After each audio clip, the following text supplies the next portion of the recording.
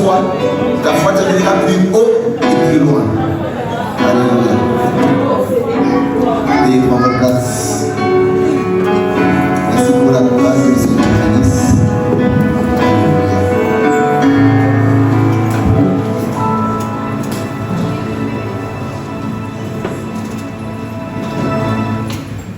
Aujourd'hui, c'est le jour dominical. Bonjour à tous, bonjour à toutes. Nous sommes à Impact Centre Chrétien, église locale d'Étampes, où le règne de Dieu est là, où Dieu règne. Amen. Oh, j'ai pas entendu ton amen. Alléluia. Bien-aimé, suis-moi dans la joie. Je suis heureux d'être dans la présence de Dieu. Je ne cesserai de le dire. La Bible dit, je m'appuie sur la parole, parce que la parole est la vérité. Quelqu'un me dit la parole est la vérité. Oui, la Bible dit, il faut mieux un jour dans ses parvis que 1000 ailleurs.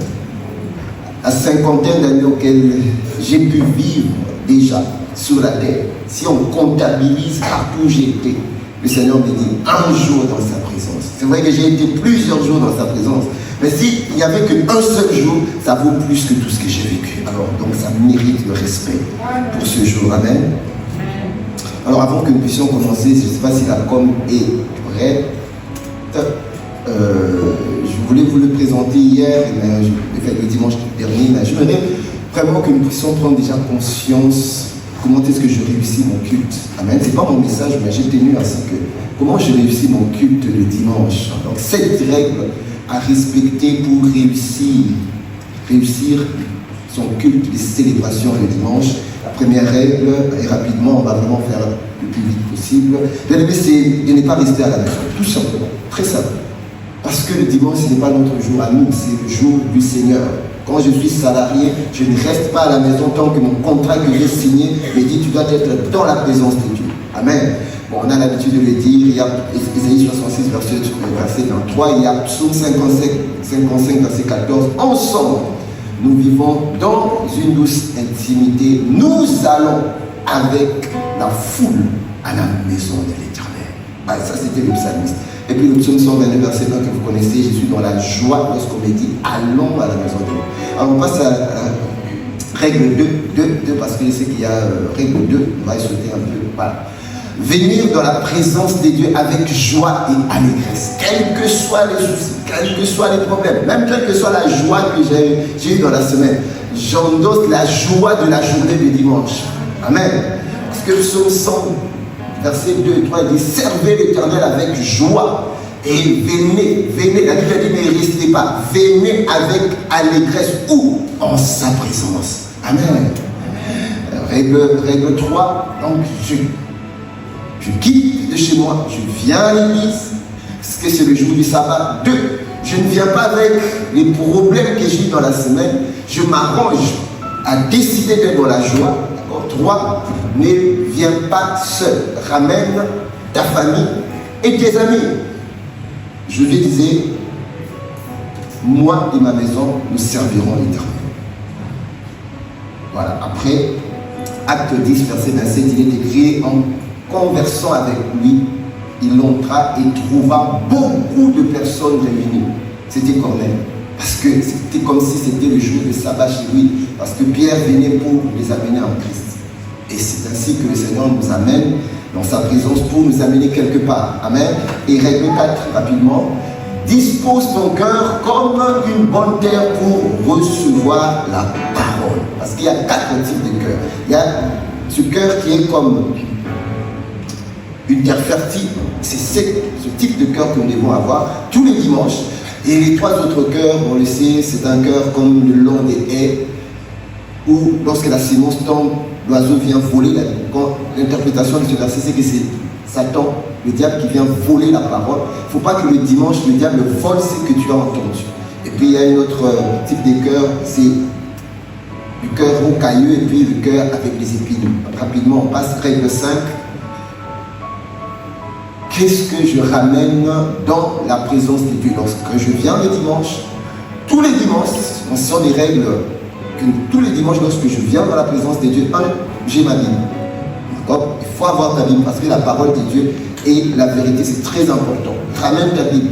La deuxième des choses est un carnet ou une tablette pour écrire les corpus et les 13 livres que l'apôtre Paul a écrits dans le Nouveau Testament, bien aimé, c'est parce qu'il écrivait. Sinon, on n'aurait pas ça. Bien sûr, il faut avoir son stylo.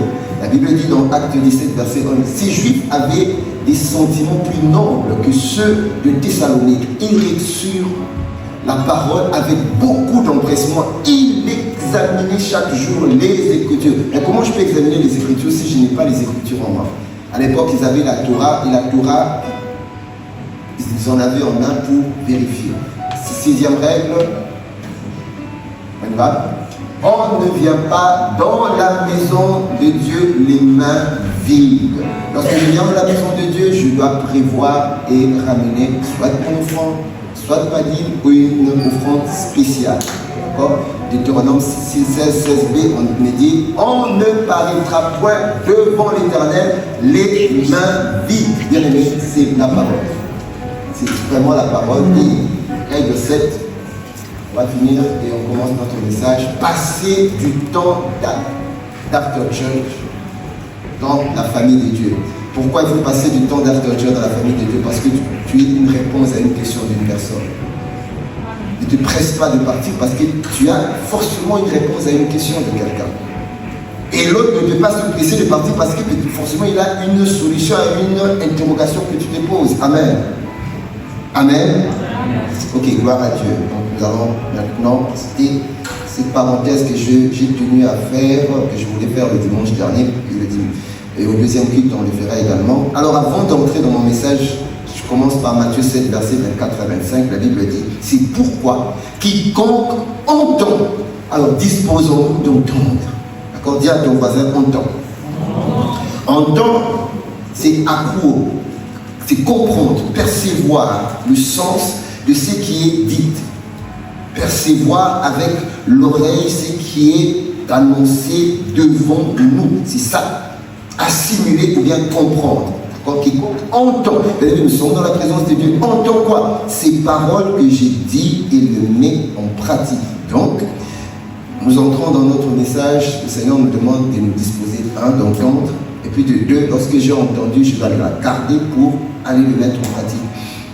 Donc ce matin, mon message, je l'ai tiré en tout cas sur base de ce que le Seigneur parlait dans la bouche de son serviteur. Vous savez qu'aujourd'hui, par la grâce de Dieu, nous reconnaissons que Dieu nous a donné des pères qui entendent Dieu. Quelqu'un peut me dire amen? Oh, j'ai pas entendu ton amen. Oh, j'ai pas entendu ton amen. Ton amen me dérange. Est-ce que tu peux me donner un bon amen? Yes. Son serviteur était le jour de la veillée, il était en train de parler, il était en train de prier. Vous savez, aujourd'hui pour nous, et la grâce de Dieu, nous comprenons qu'il est une bibliothèque spirituelle qui émet la pensée de Dieu pour notre génération.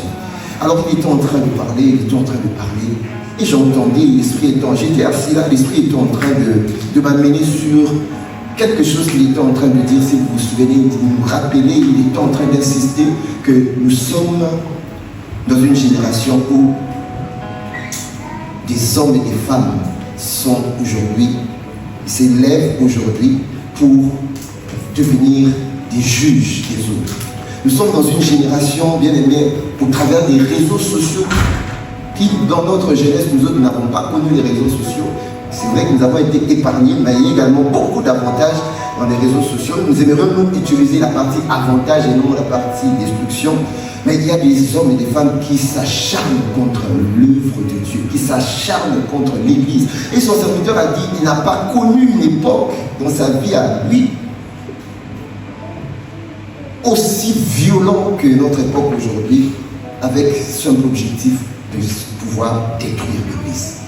Et il nous a juste épinglé en nous disant que c'est que le diable est en train de faire au travers des hommes et des femmes qui utilisent leur tribune au travers des réseaux sociaux pour saper l'Église, pour casser l'Église, pour détruire les hommes de Dieu, pour salir la réputation des hommes de Dieu, ou bien des serviteurs ou de l'Église. Mais c'est tout simplement une arme utilisée pour attaquer la foi. Amen. Pour attaquer la foi. D'où,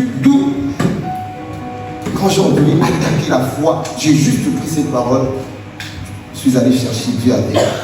Et le Seigneur m'a rappelé quelque chose.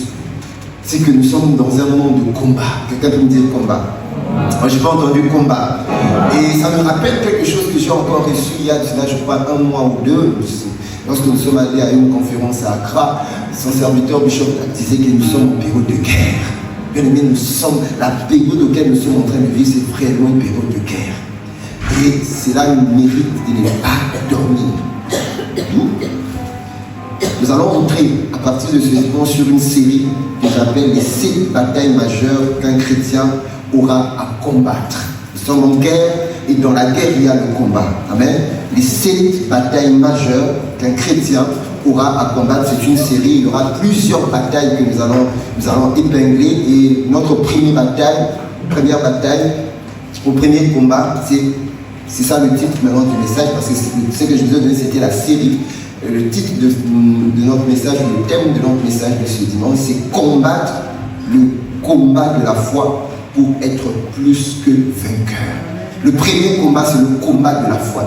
Ce combat, personne ne combattra à ta place. Tu es obligé et condamné de combattre toi-même. C'est vrai que Christ a combattu pour nous. Christ a vaincu Satan, le péché et l'enfer. Oui, mais il y a des combats, bien aimés, que toi et moi, nous allons combattre. Tu es obligé de combattre toi-même. Il y a le combat de la foi. Et on verra le combat de la prière. On peut prier pour toi, bien aimé, mais il y a des prières où, comme je l'ai dit, je crois que c'était le vendredi, il y a des moments, des combats de la prière où l'Église peut combattre pour toi. Ça, c'est le combat de la prière. Comme l'Église a prié pour Pierre, Pierre avait un combat, il était emprisonné. Et sa propre prière n'avait pas suffi. Il a fallu associer la prière de l'Église. Mais bien aimé, il y a d'autres combats qu'on appelle le combat de prière, où tu dois être seul, toi avec Dieu, où ton nom Jacob, ta situation Jacob doit changer en Israël. Bien aimé, ce moment-là, ce n'est pas un moment corporel de prière. C'est un moment entre toi et Dieu dans la prière. Amen. Et donc il y a ce moment-là, il y a le combat de la prière, mais il y a aussi le combat du salut de nos familles. Oui, tu es sauvé, je suis sauvé. Mais ce combat-là, si Dieu t'a tiré, tu es la première personne que Dieu a tiré dans la famille pour naître de nouveau, sache qu'il y a un combat pour que toute ta famille revienne à la maison.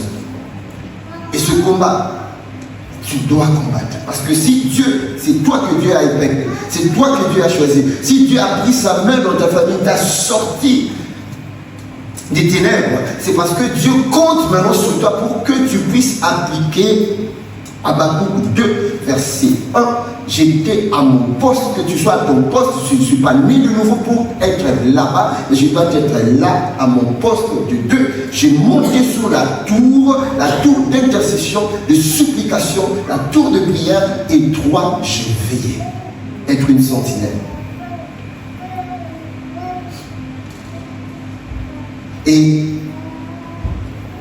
parce que nous parlons de combat, nous allons lire rapidement 2 versets qui vont introduire notre message. 1 Timothée 6, verset 12. La Bible dit, combat, c'est Paul qui s'adresse à son fils Timothée, combat le bon combat de la foi.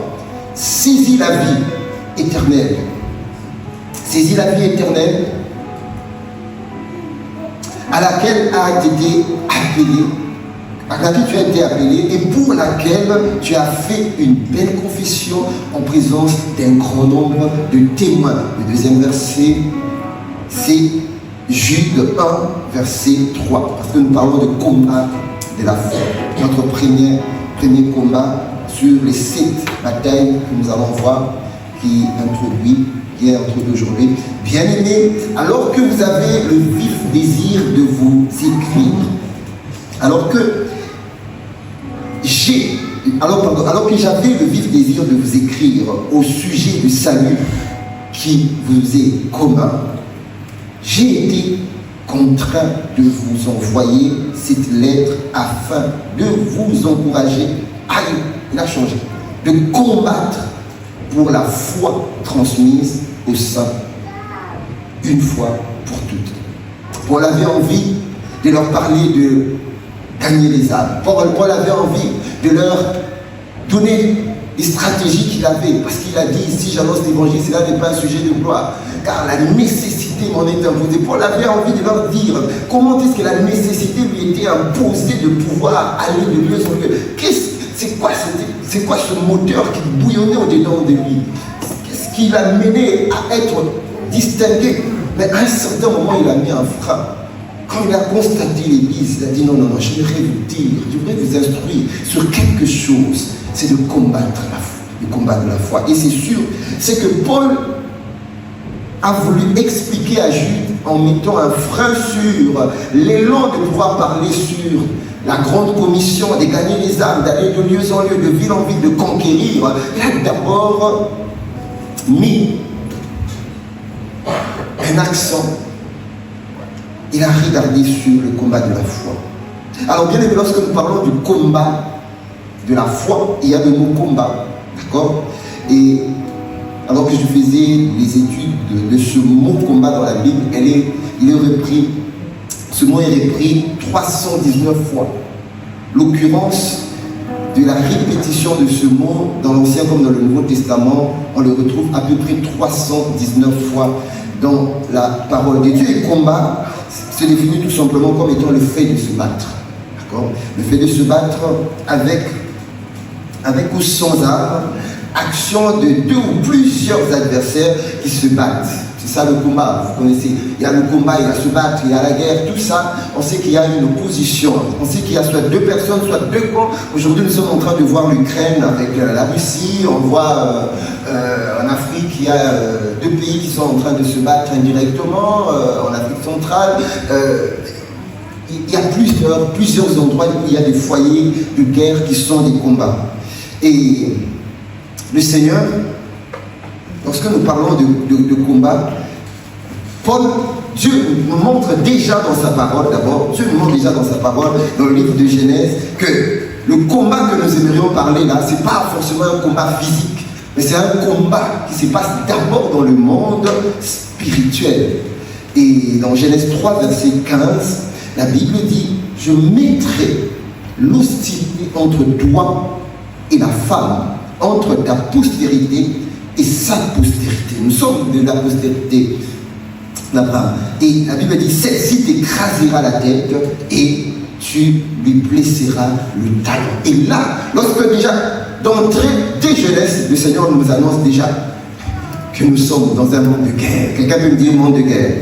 Alors, j'ai pas entendu un monde de guerre. C'est qu'il y a un combat. Le Seigneur nous avertissant cela, l'apôtre Paul, dans la sagesse qu'il a reçue du Seigneur, maintenant nous montre parmi ces choses que nous sommes appelés à combattre, il nous épingle 3 choses que nous devons veiller lorsque nous combattons en tant qu'enfants de Dieu. Et ça, il s'était adressé à l'église de Corinthe, spécialement parce que l'église de Corinthe, c'était une église spirituelle. C'était une église des hommes et des femmes qui étaient très spirituels. Ils avaient des dons, l'église de Corinthe. Sauf qu'on constate dans l'église de Corinthe qu'ils avaient également des œuvres de la chair. On trouvait de l'impudicité, on trouvait des œuvres infructueuses dans l'église de Corinthe. Et Paul maintenant s'adresse à l'église de Corinthe dans 1 Corinthiens 13, 13 pour les avertir quelque chose. Parce qu'il s'est rendu compte que oui, ils étaient spirituels, mais ils avaient une faille, il y avait une brèche, il y avait quelque chose qui n'allait pas. Alors il voulait les avertir en ayant fait le constat de la manière dont l'église était en train de marcher, quand bien même que l'église était une église spirituelle. Dans Acte 13, verset 13, la Bible dit maintenant, donc, ces 3 choses doivent demeurer. La foi, l'espérance, l'amour. Mais la plus grande de ces 3, c'est l'amour. Mais le mot demeurer, parce qu'il a dit que ces 3 choses demeurent. Le mot demeurer en grec, c'est méno, qui veut dire séjourner, s'attarder, n'est pas partir. Au lieu de Paul disait que ces 3 choses ne partent pas. Autrement dit, que ces 3 choses, c'est être retenu, soit retenu. Laissez-moi vous dire que lorsqu'on parle de la foi, l'espérance et l'amour, pour certains, ces 3 choses sont mobiles. Alors que dans demeurer, il dit ne puisse pas partir. Donc demeurer, comme j'aime bien le dire lorsque je parle à certaines personnes, que ces 3 jours doivent avoir un contrat à durée éternelle, pas un contrat d'intérim. Vous savez, quand on donne à quelqu'un un contrat d'intérim dans le monde, ce contrat-là, après à un certain moment s'arrête et puis bon, la personne est obligée d'aller chercher ailleurs. Voilà, le contrat est arrêté. Non, non, ça doit demeurer. Quelqu'un peut me dire demeurer? Moi, je n'ai pas entendu demeurer. Alors, ces 3 choses doivent demeurer. Et parmi la première des choses que Paul épelle et annonce, avertit à l'église de Corinthe, c'est que la foi doit demeurer. Pourquoi il a dit ça? Parce qu'il savait que dans le combat, dans la guerre que nous avons avec le royaume de ténèbres, la foi dans beaucoup de croyants, dans beaucoup d'hommes et de femmes qui ont cru au Seigneur, la foi de foi n'est pas demeurée. Alors Luc 18, verset 18, la Bible dit, mais quand le Fils de l'homme reviendra, trouvera-t-il la foi sur la terre? Là, on n'est pas en train de parler des païens, on est en train de parler de ceux qui avaient reçu Jésus, ceux qui avaient accepté Christ comme leur Seigneur et Sauveur dans Jean 1, verset 12, comme la Bible dit, à ceux qui l'ont reçu, à ceux qui ont cru, vous voyez, dans la foi et à la croyance, il leur a donné le pouvoir de devenir enfants de Dieu, lesquels sont ni de la volonté de la chair, ni de la volonté de l'homme, mais nés de Dieu. Ce sont des hommes qui étaient nés de nouveau, mais sauf que leur foi n'était plus. Le diable avait réussi à absorber leur foi.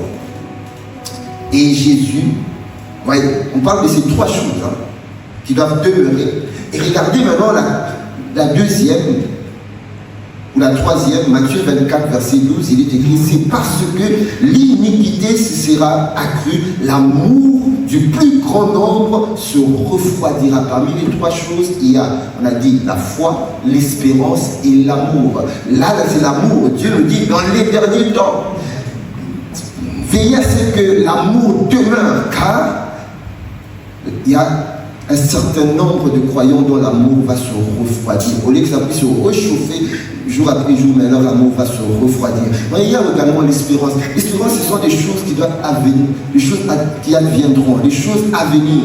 Il y a ceux, comme son serviteur nous dit toujours, ils ont la tête sur terre et les pieds sur terre et la tête sur terre. Dieu veut que nous ayons la tête, les pieds sur terre et la tête au ciel. Et en ayant la tête au ciel, j'ai trouvé ce verset de Colossiens 3, verset 1, où il est écrit, si donc vous êtes ressuscités avec Christ, cherchez les choses d'en haut, où Christ est assis à la droite de Dieu. Quelqu'un peut me dire amen? Alors, je n'ai pas entendu ton amen. Gloire à Dieu. Donc, il est question de la première des choses que Paul a instruit aux Corinthiens de garder, que cette chose demeure. Mais comment? Dans le combat de la foi. Mais c'est quoi la foi? La Bible nous donne la définition, et j'ai pris cette définition de la version Parole vivante, Hébreux 11, verset 1, il est écrit, et qu'est-ce que la foi? C'est une ferme confiance dans la réalisation de ce qu'on espère. On parle de confiance déjà. Et ce que j'espère. Or, l'espérance, c'est quelque chose qui n'est pas de temps présent. C'est de temps à venir, futur, plus loin. Et l'espérance, c'est le plus loin. Là, ce n'est pas un plus loin forcément temporel. Ça peut être extratemporel. C'est une manière de le posséder déjà par avance. La foi me permet de posséder quelque chose que je n'ai pas, mais d'avance. Et puis il dit croire, c'est être absolument certain de la réalité de ce qu'on ne voit pas. C'est certain. Je ne vois pas la chose, mais je suis certain que la chose est là. Alors la foi parle. Quelqu'un me dit la foi parle. Nous sommes en train de parler du combat de la foi. Mais la foi, dans la version 8 secondes, la foi est une ferme assurance des choses qu'on espère, une démonstration de ce qu'on n'a pas vu. Mais j'ai pris la version parole vivante parce qu'il y a une spécificité des mots qui parlent et qui définissent bien ce que nous voulons réellement comprendre. Et la foi, donc, La foi parle. Donc 2 Chroniques 4, verset 13, écoutez maintenant, la Bible dit, comme nous avons le même esprit de foi qui est exprimé dans cette parole de l'Écriture, j'ai cru, c'est pourquoi j'ai parlé. Amen. Bien-aimé, la foi parle. Dis à ton voisin, la foi parle. Alors j'ai pas entendu la foi parle. Oui, la foi parle. Lorsqu'on dit que la foi parle, c'est que je n'ai pas vu la chose, mais je peux déclarer déjà. Je n'ai pas senti, mais je peux proclamer. Je n'ai pas vu de mes yeux. J'aime bien dire, mais la foi n'a pas besoin d'abord de voir, mais il a d'abord besoin de croire. La foi ne nie pas la réalité, mais il ne considère pas la réalité. La foi fait fi de la réalité. La foi considère la vérité. Amen. Mais la foi est un langage, d'accord? Si la foi est un langage, le langage de la foi doit s'exprimer d'une manière de telle sorte que je ne parle pas le langage du monde. J'avais ce verset, je ne l'ai pas écrit, mais je crois que c'est dans Jérémie, je ne sais plus si l'accord peut me dire. La Bible dit, n'appelez pas conjuration, c'est que le monde appelle conjuration, mais craignez pas ce que le monde craint. Cela veut dire, je suis un Dieu. Quelqu'un me dit, je suis Dieu. Je suis Dieu. Oui, parce que la Bible dit, n'ai-je pas dit que tu étais Dieu? 82, je crois. Et plus loin, lorsque Dieu a vu les dieux sont en train de se comporter comme des véritables Adams, avec une mentalité adamique, Dieu dit, c'est là où il dit, j'avais dit que vous êtes des dieux.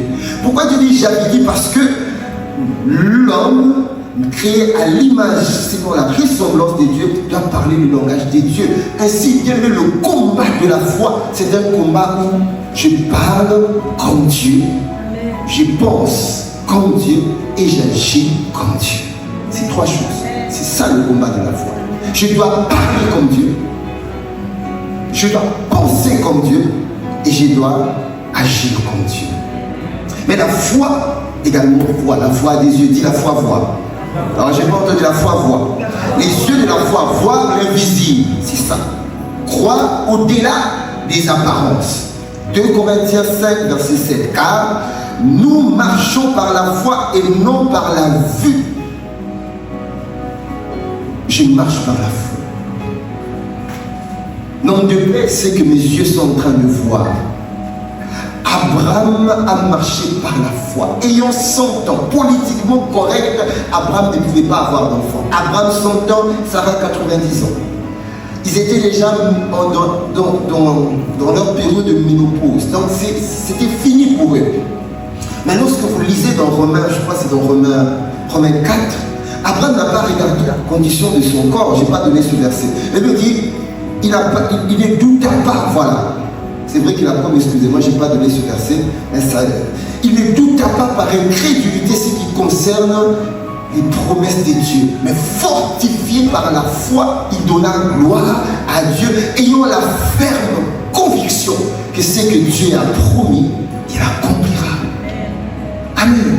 Mais c'est ça la foi. Dieu lui a dit, tu auras un enfant, tu auras une multitude. Regardez la foi. Dieu lui a dit, qu'est-ce que tu vois? Après, on m'a dit, je vois des multitudes, je vois des milliers, je vois plusieurs montagnes. Tu as dit, ce que tu vois, c'est ce que tu auras.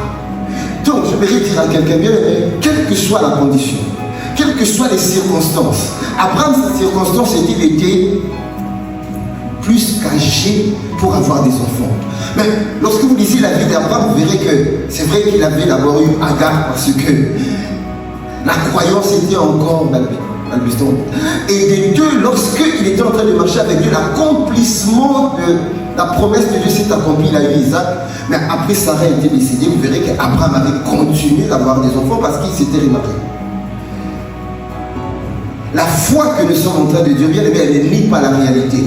Il y a des réalités, nous sommes dans un monde physique et nous ne pouvons pas nier la réalité parce que nous constatons que la Bible dit, lorsqu'il a béni l'homme dans Deutéronome 28, vous verrez que lorsqu'il a créé la terre, dans Genèse, il avait séparé les eaux d'en haut et les eaux d'en bas. Les eaux d'en haut, c'est tout ce qui relève de notre marche spirituelle avec Dieu. Mais Dieu a spécifié également les eaux d'en bas. C'est-à-dire qu'il y a une réalité physique que nous devons nous en rendre compte parce qu'il nous a donné un corps qui répond au monde physique. La foi ne nie pas la réalité.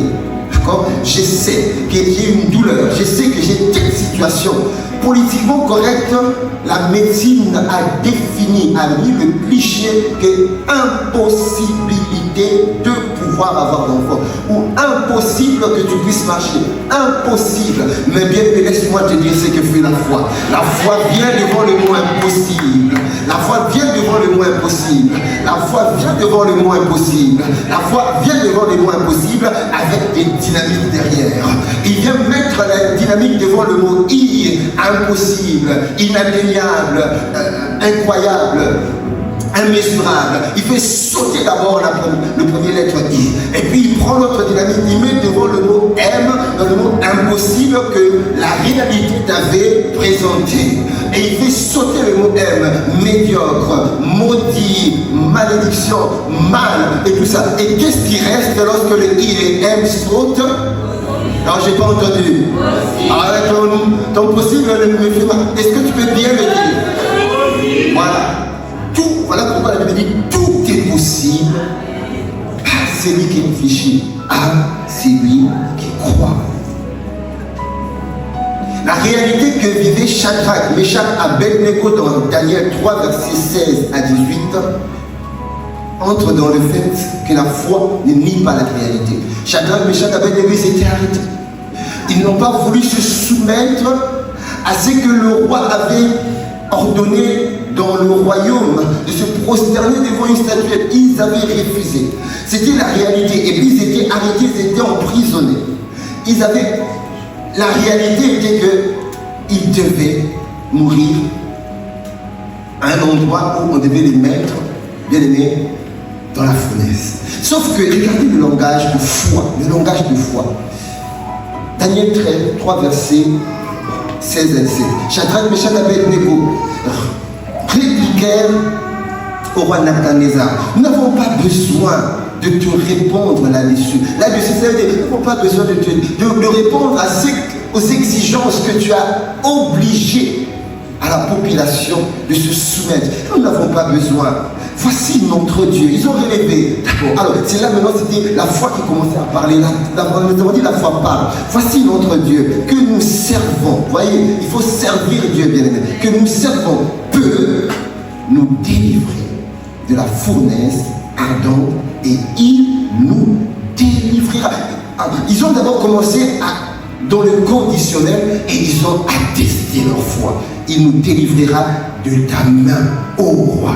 Sinon, sache, ô roi, que nous ne servirons pas tes dieux et que nous n'adorerons pas la statue d'or que tu as élevée.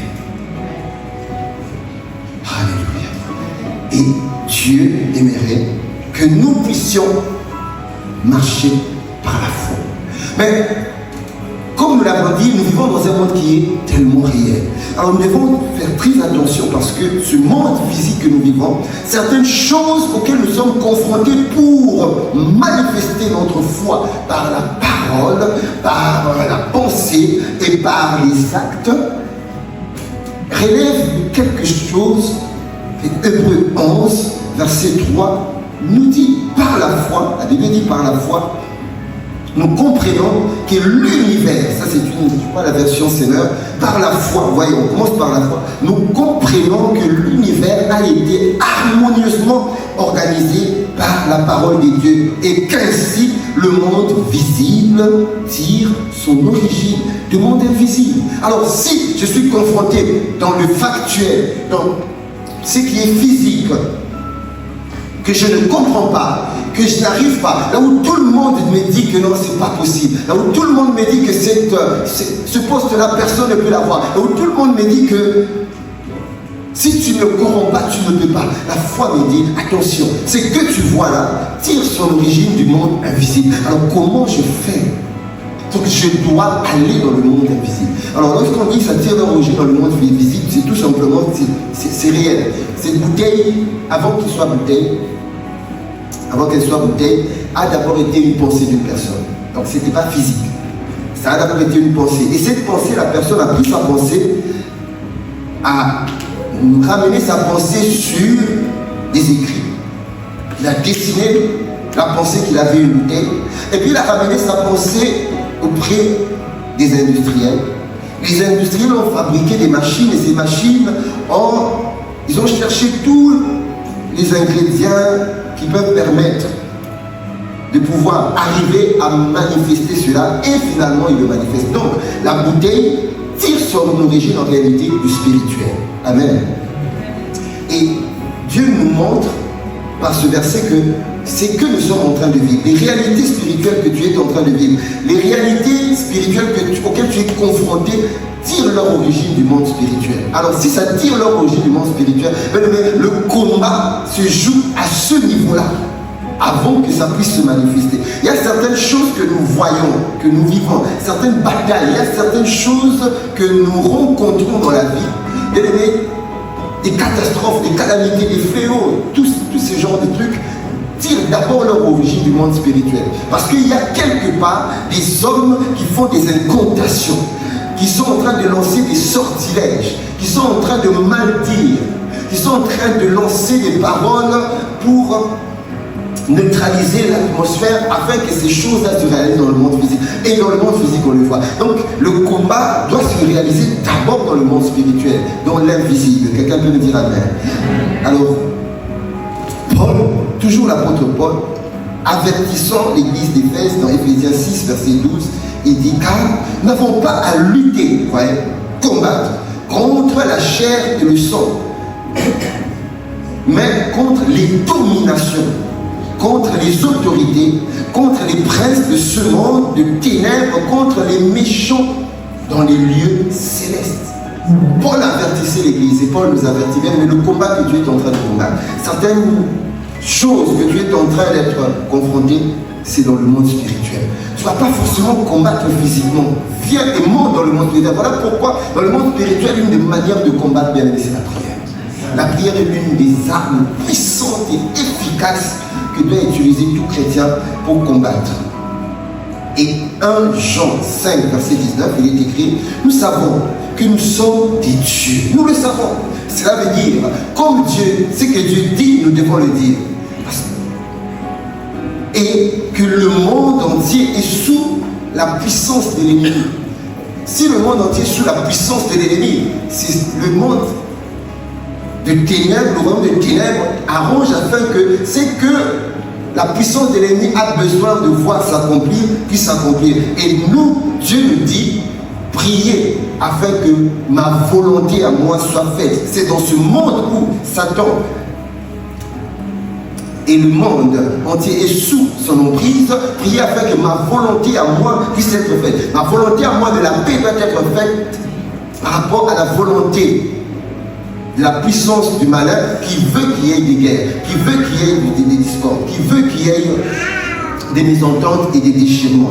Et Dieu nous avertit encore dans Ésaïe 43, verset 1 à 2, pour vous montrer, ces versets c'est pour nous montrer, bien aimé, que le monde est spirituel et le combat que nous sommes en train de mener a d'abord une source spirituelle parce que le monde est sous la puissance de l'ennemi. Et cet ennemi n'est pas physique, il est spirituel. Il occasionne, il orchestre des choses qui doivent se réaliser dans le monde physique, qui tirent leur origine, rappelez-vous, Hébreux 11, verset 3. Le monde physique tire son origine du monde invisible. Hébreux 13, verset 1 à 2. La Bible dit, n'y craignez rien, car je t'ai... Ne crains rien, car je t'ai racheté. Je t'appelle par ton nom et tu es à moi. Si tu traverses les eaux, voyez, dans le monde physique, tu traverseras les eaux. Les eaux, ça peut être des batailles, des eaux, les eaux secouent. Les eaux, tu peux avoir une vie qui est en train d'être secouée par des problèmes, par des difficultés, par ceci. Mais ici, tu traverses des eaux, je serai moi-même avec toi. Celui qui maîtrise toutes choses dit, je serai dans ta barque. Je vais maîtriser les eaux. Et il dit encore, et les fleuves ne te submergeront pas. Oui, Pierre, viens, suis-moi, marche sur les eaux. Tu ne seras pas submergé, tu ne seras pas englouti dans l'eau. Pourquoi? Parce que le Tout-Puissant est avec toi. Et il dit, si tu marches dans le feu, tu ne brûleras pas. Shadrach, Meshach, Abed-Nego, ils étaient dans le feu, ils n'ont pas pu brûler, tout simplement parce que c'est lui qui est le feu dévorant était avec eux. Le feu du monde ne pouvait pas faire face au feu dévorant. Et le Seigneur nous montre encore que les difficultés, les batailles que nous sommes en train de vivre, relèvent du monde spirituel d'abord, et nous maintenant, dans le monde naturel, nous avons des choses à faire. Et parmi ces choses à faire, c'est ce que Jésus a fait pour la vie de Pierre. Parce que dans Luc 22, versets 31 à 32, Jésus a parlé à Simon. Là, il n'a pas parlé à Pierre, d'accord? Parce que l'intimité de la prière personnelle comme c'était de Jacob, il est passé en Israël. Par contre, Simon, lui, est passé à Pierre par l'acte que Jésus a fait. Il a dit, le Seigneur dit, ça c'est Jésus qui dit, Simon, Simon, Satan vous a réclamé pour vous cribler comme du froment. Dans le monde spirituel, il y avait quelque chose qui s'est passé, mais Simon n'était pas au courant. Et Jésus qui était au courant de ce qui s'est passé, la Bible dit, mais j'ai prié pour toi afin que ta foi ne t'effraie point. Et toi, quand tu seras converti, affermis tes frères. Quelqu'un peut me dire amen. Alors nous parlons de la foi, de combattre de la foi. Mais il y a, je vais juste répéter rapidement, il y a la foi en Dieu et la foi de Dieu. Il faut faire cette différence-là. La foi en Dieu, c'est notre confiance que nous avons en Dieu. La foi en Dieu, vous savez, quand vous lisez la Bible, les démons disent, ils craignent même Dieu, ils craignent la présence de Dieu. Ils savent que Dieu existe. Ils ont foi qu'ils savent que Dieu existe. C'est une foi de croyance que Dieu existe. Il est fidèle, il est puissant, il agit. C'est une foi qui repose sur une croyance. Par contre, il y a cette autre foi qui est la foi de Dieu, qui est la foi qui vient de Dieu lui-même. C'est une foi qui relève totalement de Dieu. C'est la foi que Dieu lui-même a.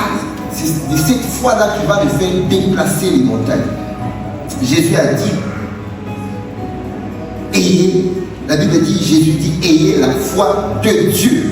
Il n'a pas dit, ayez la foi en Dieu. Alors, de ces deux fois-là, nous aimerions parler de trois choses rapidement. Je ne sais pas si j'aurai le temps. Trois choses, à savoir, lorsqu'on est en train de mener le combat de la foi, la première des choses, c'est la foi de Dieu. Parce qu'on parle de la foi de Dieu, voilà pourquoi j'ai spécifié, ce n'est pas la foi en Dieu, mais la foi de Dieu. C'est cette foi-là qui déplace les montagnes. C'est cette foi-là qui amène à l'existence des choses qui n'existent pas. La première des choses, c'est que la foi de Dieu, c'est la foi de Dieu qui est plus attaquée par l'ennemi. La foi de Dieu. Mais le diable n'attaquera pas ton travail. Il n'a rien à foutre avec ton CDI, ton CDD, je ne sais pas. Le diable n'a rien à voir même avec... C'est vrai qu'il va attaquer nos finances, mais il n'a rien à voir avec notre argent physique, il n'en a pas. C'est qu'il attaque réellement derrière... Il vise certaines choses qui sont liées d'abord à ta foi. Parce qu'il sait que s'il atteint ta foi, il t'a atteint. Pourquoi? Parce que la foi, c'est comme ta respiration aussi. Voilà pourquoi Jésus, lorsqu'il a prié pour Pierre, dans Luc 22, verset 31, je reviens rapidement, la Bible dit, Satan a réclamé Pierre pour le crier comme le froment. J'ai prié pour toi, afin que ta foi ne défaille. Voilà. Pierre, c'était quelqu'un d'instable. Voilà pourquoi on l'appelait Simon Céphas. Simon Céphas, c'est quelqu'un d'instable. Et dans son instabilité, sa foi aussi était instable. Et Jésus devait prier pour lui pour qu'il ait une foi stable. Il a commencé d'abord à changer son nom par Pierre, le roc, quelque chose de stable. Et il savait que dès que Pierre serait stable, Pierre aurait joué son rôle de disciple pour paître les autres disciples. Alors, lorsque le diable veut t'attaquer, il t'attaque, il va attaquer ta paix. Il peut attaquer ta paix En réalité, lorsque tu paniques, sache que c'est ta paix qui est attaquée. La paix de Dieu. Parce que tout ce qui est de Dieu est réellement ce qui relève du Seigneur lui-même, relevant de la foi de Dieu. Il attaque ta paix lorsque tu paniques. Il attaque ton amour lorsque tu manifestes la haine.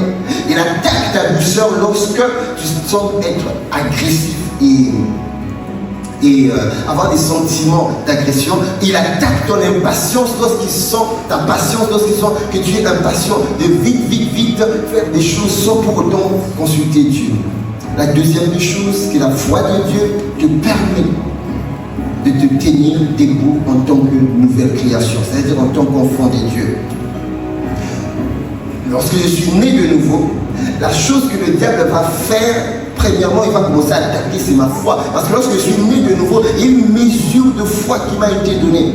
Et cette mesure de foi-là, Dieu me l'a donnée afin que je puisse faire grandir cette foi, bien aimé. Lorsque je suis né de nouveau, il y a une mesure de foi qui me fait déjà accepter Jésus, qui me fait considérer enfant de Dieu. J'ai une ferme conviction que j'appartiens maintenant dans le royaume. C'est cette foi-là que Dieu t'a donnée.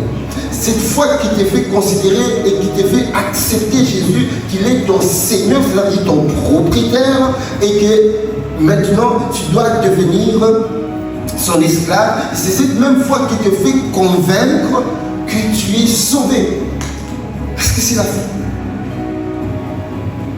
Et lorsque je suis enfant de Dieu, je dois maintenant apprendre à parler comme Dieu. L'avons vu. C'est dans Ésaïe 8, verset 12. Lorsque je suis né de nouveau, le combat de la foi doit me faire parler comme Dieu. Et Ésaïe 8, verset 12, c'est là où je l'avais dit. N'appelez pas conjuration lorsque le monde appelle conjuration, ne craignez pas ce que le monde craint. Mais je suis dans mon lieu de travail, je suis avec les collègues, bien avec la famille, bien, mais des gens qui ne connaissent pas Dieu. Tu verras quelqu'un traverser des moments difficiles et dire que je suis en train de péter un câble. Ah, toi tu commences à répéter les mêmes mots. Ah non, moi je pète un câble. Ce gars, Dieu nous dit que vous êtes des dieux. Est-ce que tu peux dire je suis un Dieu? Mais un Dieu ne peut pas péter un câble. Amen. Bon, je n'ai pas entendu ton amen. Un Dieu ne peut pas péter un câble. C'est le monde qui utilise ces mots. Voilà pourquoi la Bible dit n'appelez pas conjuration. Le monde peut dire que c'est impossible d'arriver à tel niveau de responsabilité. Mais la Bible dit tout est possible en celui qui croit. Je dois juste appliquer les clés du royaume. Mais son responsable, qu'est-ce qu'il avait fait pour arriver là? Ah, je constate qu'il avait déjà étudié. Donc c'est une clé. Je pars également, j'ai étudié. J'atteins le même niveau. Et après, maintenant je compte sur la grâce de Dieu. Je travaille de manière excellente. De sorte que la grâce maintenant viendra. Lorsque la grâce vient, et il y a quelque chose qui va venir s'ajouter à la grâce. Comme cela a été pour Esther, la Bible dit, elle avait eu faveur. La faveur de Dieu auprès du roi Cyrus. Amen. Je parle comme Dieu lorsque je suis né de nouveau, la foi de Dieu, et je pense comme Dieu. Je crois que c'est dans Philippiens 8. Je ne sais pas si je me rappelle encore, la Bible dit que tout ce qui est vrai, que tout ce qui est vérité, que tout ce qui est juste, que tout ce qui mérite l'approbation et digne de louange soit l'objet de vos pensées. Voilà, Dieu nous a conditionné, c'est facile à trouver ce verset, Dieu nous a conditionné de la manière dont nous devons penser. Pour ceux qui se rappellent, on a dit un dimanche ici que l'homme a à peu près pense à peu près à 50 ou 80 000 pensées par jour. Ça a été démontré par les scientifiques que l'homme par jour peut atteindre 50 à 80 000 pensées. Et Dieu veut que dans ces pensées-là, que nous puissions paramétrer notre manière de penser à ce qui est écrit. Tu restes frère, que tout ce qui est vrai, oui, Philippiens 4, bon, j'ai dit c'est Philippiens 4, 8, voilà. Que tout ce qui est vrai, que tout ce qui est honorable, que tout ce qui est juste, que tout ce qui est pur, que tout ce qui est aimable, que tout ce qui mérite l'approbation, ce qui est vertueux et digne de louange, qu'est-ce que la Bible dit? Soit l'objet de vos pensées. Pas autre chose. L'objet de nos pensées doit graviter tout autour de Philippiens 4, verset 8. Voilà pourquoi Dieu pouvait dire dans Ésaïe 43, verset 1, ne crains rien. Parce que ça, c'est la pensée de peur. Car je t'ai racheté. Je t'appelle par ton nom et tu m'appartiens. Dieu a parlé. Et la troisième des choses, rappelez-vous, lorsque nous avons parlé de le combat de la foi, c'est 1, parler comme Dieu, 2, penser comme Dieu, et 3, c'est agir comme Dieu. Et comment Dieu agit? Il agit par sa parole. Jean 5, verset 17, Jésus répondit et dit, mon Père agit jusqu'à présent, moi aussi j'agis. Donc si je dois agir comme Dieu. Et comment j'agis comme Dieu? Je copie juste Jésus. Je suis venu sur terre pour faire un travail. Ce travail-là, lorsque je le fais avec la foi de Dieu qui me fait déplacer les montagnes. Aucune montagne ne peut se tenir bien aimé devant toi si tu agis comme Dieu. Si tu marches conformément à l'orbite et à l'agenda que Dieu avait programmé pour toi. Et la troisième des choses, la foi de Dieu peut déplacer les montagnes. Et nous le voyons dans Matthieu 17, verset 20. C'est à cause de votre incrédulité, leur dit Jésus, je vous le dis en vérité. Si vous avez de la foi comme un grain de sénévé, vous direz à cette montagne, transporte-toi d'ici, là, et elle se transporterait. Rien ne vous sera impossible. Est-ce que tu peux dire rien ne me sera impossible? Moi, je n'ai pas entendu rien ne me sera impossible. Une fois de plus, rien ne me sera impossible. Oui, tout est possible à celui qui croit. Et dans la croyance de la foi, il y a la foi grande et puis il y a la foi forte. La foi grande va te faire déplacer les montagnes. C'est la foi qu'avait le centenier romain, on l'a dit, c'est dans Luc 7, verset 9. Et la foi forte, c'est la foi qui perce. Là où on ne peut pas percer, c'est la foi qu'avait Abraham dans Romains 4, verset 20. Et je vais finir. Bien aimé, la foi est aussi une arme défensive parce que la Bible dit ayez le bouclier de la. Alors, je n'ai pas entendu les boucliers de la. Mais les boucliers de la foi parce qu'il y a des flèches que l'enfer nous lance pour nous atteindre. Et ces flèches-là, vous pouvez le voir dans Psaume 91, verset 5. Le malin ne nous lâche pas. De jour, il nous lance des flèches de contagion et de nuit, des flèches de la peste. Voilà pourquoi il faut toujours que tu aies le bouclier de la foi et combattre de la foi pour que aucune flèche de l'enfer et du royaume de ténèbres ne puisse t'atteindre. Je crois que le dimanche prochain, si Dieu nous fait grâce, on va peut-être finir cette partie parce qu'il fallait voir comment se défendre dans le combat de la foi. Il restait juste cette partie, on le verra le dimanche prochain même. Ok, nous allons tenir debout.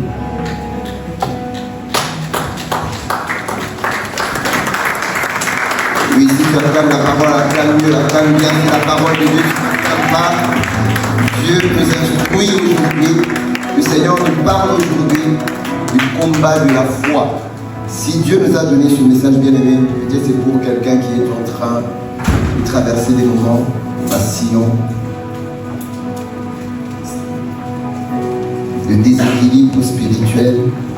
Dieu veut te faire comprendre que la bataille que tu es en train de combattre, c'est pas une... Cette bataille n'est pas physique, elle est spirituelle. Ce combat que tu es en train de mener, c'est un combat qui relève d'abord du monde spirituel parce que le monde, les choses physiques tirent leur origine des choses invisibles. Alors tu dois en être conscient et que toi, tu dois te positionner maintenant dans le monde spirituel. Il y a des combats de ta famille, ils ne sont pas encore sauvés et tu pleures, tu es la seule personne. Et tu ne te rends pas compte qu'il y a des incantations qui ont été faites avant même que ton grand-père puisse naître. Ça a été dit, ça a été conclu qu'aucun membre de ta famille ne pourra naître de nouveau. Mais Dieu a créé un grand miracle, tu es né de nouveau. Maintenant le combat du salut de ta famille va demander d'abord que tu remportes le combat de la foi. C'est-à-dire tu crois que ma famille pourra être sauvée. Tu dois d'abord croire que mon fils sera sauvé. Tu dois d'abord croire que mon époux sera sauvé. Je crois que mon époux sera sauvé. Je crois que mes collègues seront sauvés. d'abord il y a la croyance. C'est comme nous devons croire que nous allons gagner cette vie à Christ. Tout dépend de ce que tu vois. Dans la vision, il y a la vue. Qu'est-ce que nous voyons? Où est-ce que nous allons? Alléluia.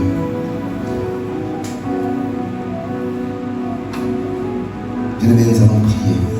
Nous allons dire, Seigneur, accorde la grâce.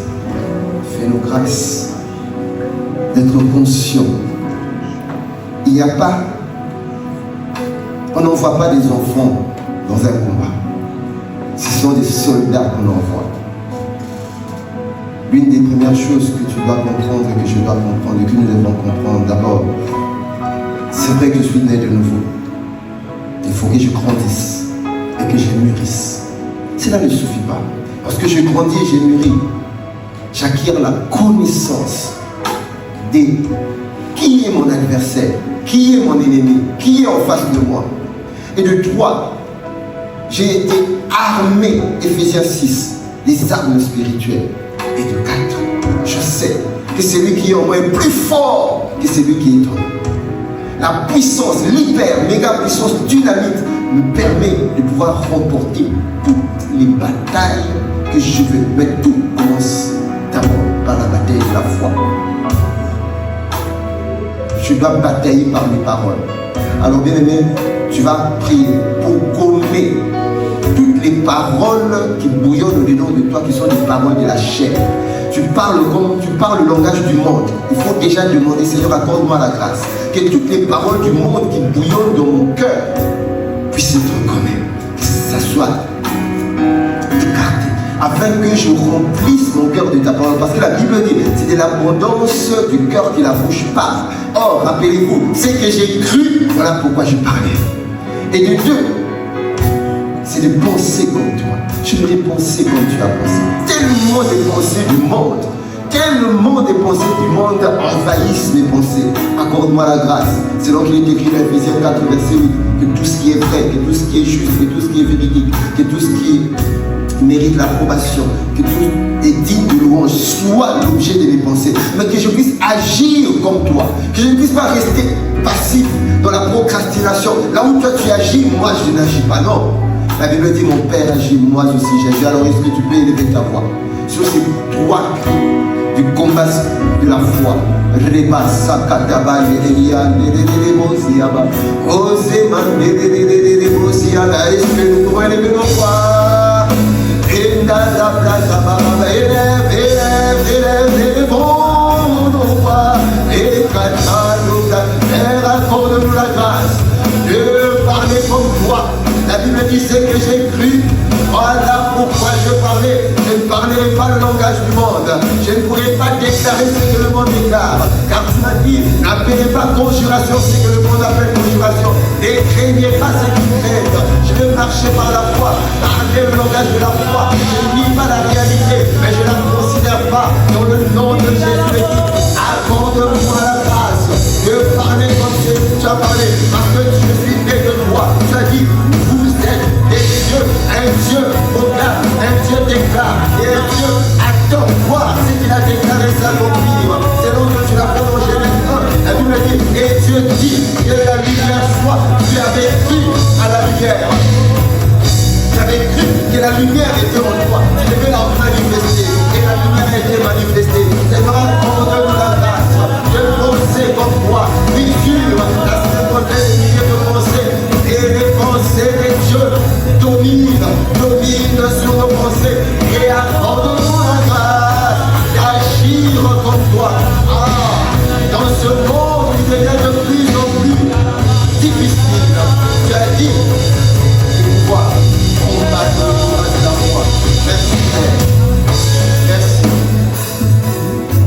Nous te disons merci parce que tu nous accordes la grâce d'y arriver. La Bible dit, ce n'est pas à dire que nous soyons par nous-mêmes capables de quelque chose que ce soit. Notre capacité d'y arriver, de combattre le combat de la foi vient de toi. Dans le nom de Jésus. Amen. Alors je vais donner l'occasion à une personne qui est venue pour la toute première fois, mais qui ne s'est jamais réconcilié à Jésus.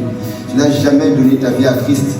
Mais pour que tu puisses réussir le combat de la foi, le combat de la foi, tu ne peux pas réussir ce combat si tu es un Adam. Il faut que tu sois réconcilié à Dieu. Il faut que tu donnes ta vie à Jésus. Voilà pourquoi nous aimerions donner l'occasion à ces personnes qui sont encore en dehors de la nouvelle alliance de se réconcilier à Dieu. Donc si tu n'as jamais donné ta vie à Christ, nous te donnons cette occasion, je te lève ta main, nous allons prier avec toi, nous allons te ramener dans le royaume, nous allons te donner l'occasion de naître de nouveau et de sécuriser ton éternité dans le segment tant que Dieu nous a introduit pour que nous puissions effectivement être réconciliés à lui. Alléluia. Alléluia. Seigneur, nous te disons merci parce que tu nous fais grâce de te connaître et que d'avoir connu que nous puissions rester à jamais attachés à toi jusqu'au dernier souffle de nos vies. La Bible dit ce que vous lierez sur la terre sera lié là-dessus. Cette courte prière que nous avons fait avec cœur et avec croyance de pouvoir combattre le bon combat en gardant la foi jusqu'au dernier jour du souffle de notre vie sur terre. Que cela soit ainsi. Dans le nom de Jésus de Christ, nous avons prié. Amen.